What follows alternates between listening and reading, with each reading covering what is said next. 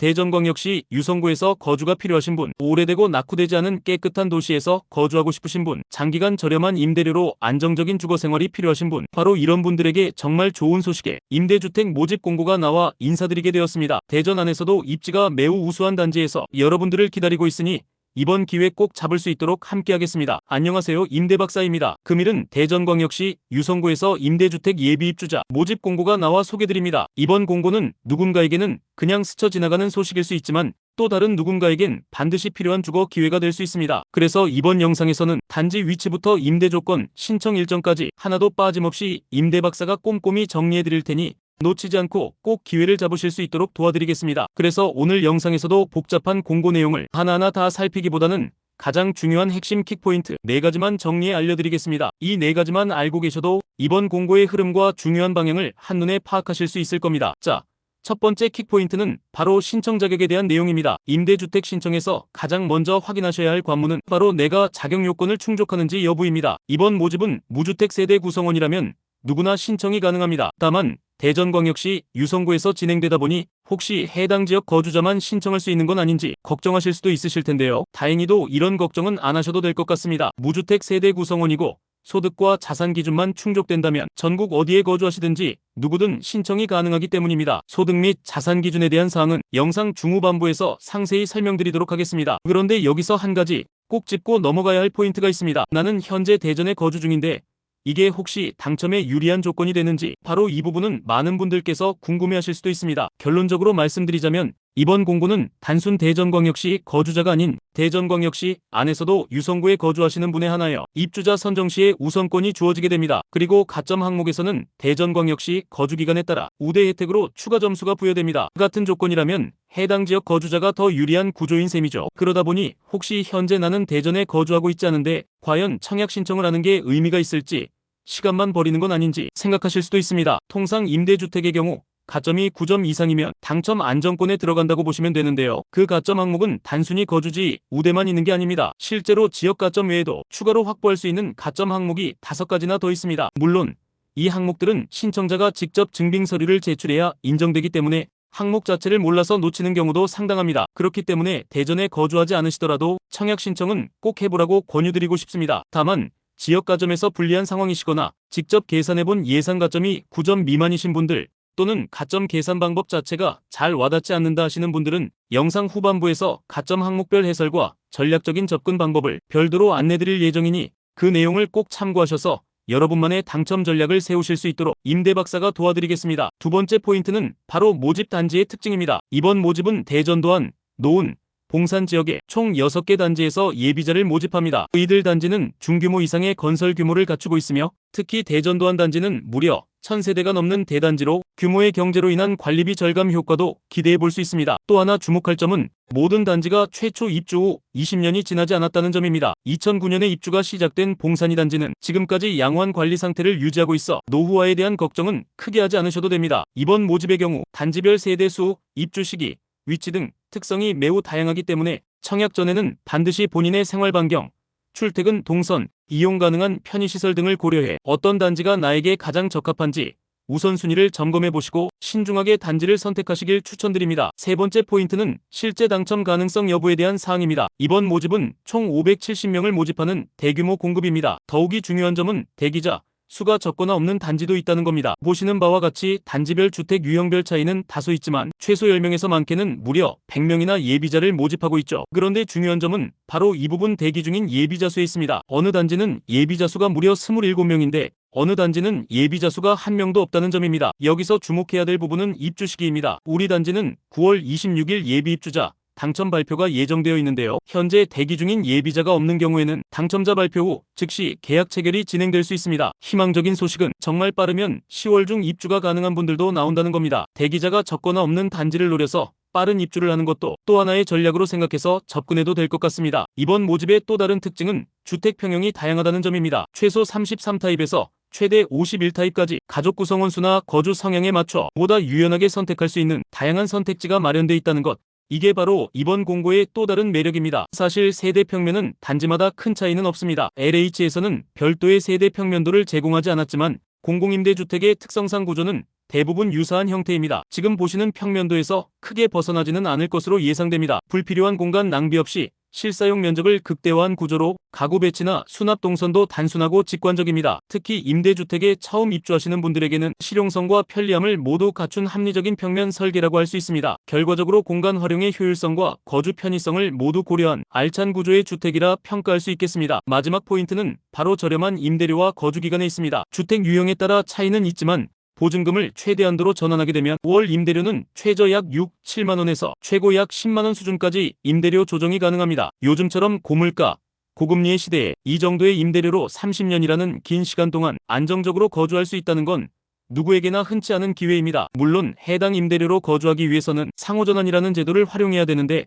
영상 후반부에서도 다시 안내드리겠지만 상호전환 제도는 정부가 제공하는 연 7% 수준이 고금리 적금에 가입하는 것과 비슷한 구조라고 보시면 됩니다. 따라서 별다른 제약이 없는 경우라면 보증금을 최대한 전환해 월 임대료를 낮추는 방식으로 주거비 부담을 줄이고 보다 여유 있는 생활을 계획해 보시는 걸 추천드립니다. 이렇게 핵심 킥포인트 4가지를 정리해 드렸는데요. 지금까지 영상을 시청하셨다면 이번 모집 단지가 과연 어디에 위치한 곳인지 생활 환경은 어떤지 궁금해지셨을 겁니다. 이제부터는 단지의 입지와 교통, 주변 인프라까지 하나씩 자세히 살펴보겠습니다. 이번 모집은 총 6개 단지에서 입주자를 기다리고 있는데요. 각 단지별 특징을 살펴보면 대전 도안지구에 위치한 3개 단지는 모두 1000세대가 넘는 대규모 단지이며 입주한 지 약 15년이 된 중견 아파트들입니다. 자칫 오래된 구축 아파트라고 생각하실 수도 있지만 대규모 단지 특유의 규모의 경제가 적용되어 단지 관리 상태는 오히려 안정적으로 유지되고 있고 활발한 커뮤니티와 저렴한 관리비도 기대할 수 있는 장점이 있습니다. 노원에 위치한 2개 단지는 대략 600세대 정도의 세대수이며 입주한 지도 그렇게 오래되지 않은 꽤 준수한 단지이죠. 마지막으로 봉산이 단지는 입주한 지 가장 오래된 아파트입니다. 이제 위에서부터 차례차례 단지별 입지 설명을 드리도록 하겠습니다. 우선 대전 도안지구에 위치한 3개 단지는 정부가 체계적으로 조성한 계획 택지 내에 자리하고 있어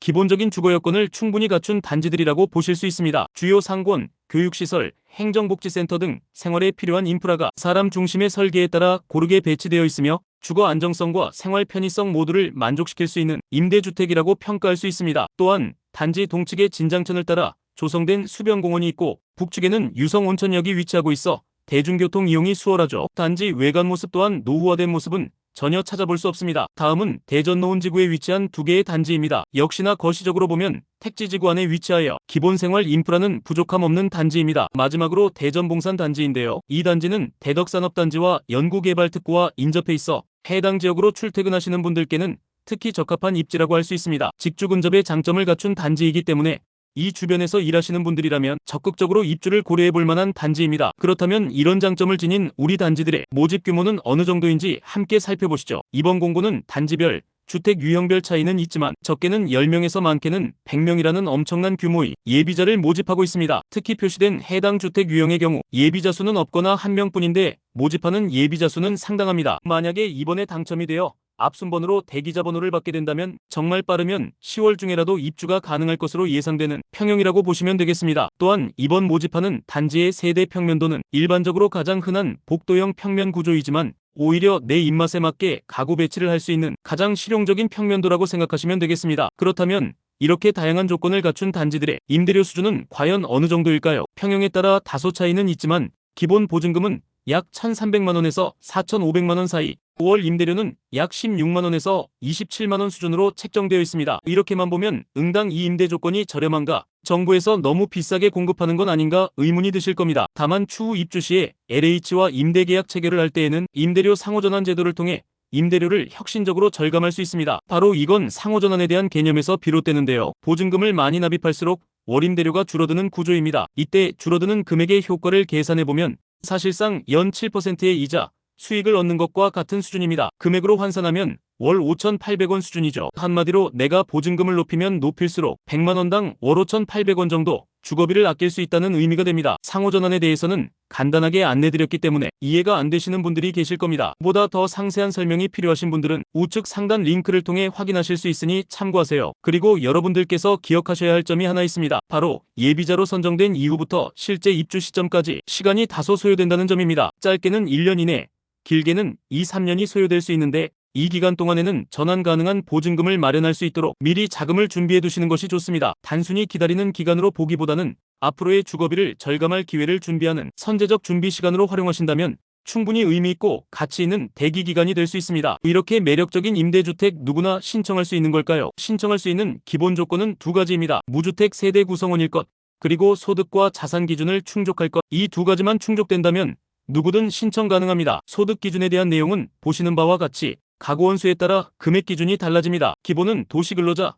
월평균 소득의 70% 이하입니다. 다만 1인 가구는 최대 90%, 2인 가구는 80%까지 완화 적용됩니다. 생각보다 여유가 있죠? 자산 기준은 두 가지로 나뉩니다. 첫째는 총자산 3억 3,700만원 이하여야 하고요. 둘째는 차량가액 3,800만원 이하의 자동차만 보유할 수 있습니다. 이 조건은 입주 직전까지 계속 유지해야 하기 때문에 특히 자산 변동에 주의하셔야 합니다. 실제로 이 기준을 놓쳐 입주가 취소되는 경우도 적지 않습니다. 다만 자격 요건을 모두 충족하는 신청자가 많은 경우라고 한다면 경쟁이 발생하게 되고 예비자를 선정하는 별도의 절차가 있습니다. 즉 경쟁이 발생했을 때 예비자는 전용 면적이 50 미만인 주택과 전용 면적이 50 이상인 주택의 선정 방식이 상이합니다. 50 미만인 주택의 경우에는 우선적으로 해당 주택이 위치한 지역 거주자에게 우선권이 주어지고 이후 이분들을 대상으로 가점이 높은 순으로 입주자를 선정, 마지막으로 추첨의 과정을 거치죠. 50 이상인 주택도 유사합니다. 지역 거주자에게 우선권이 주어지지는 않고 다만 주택 청약 종합저축에 가입하여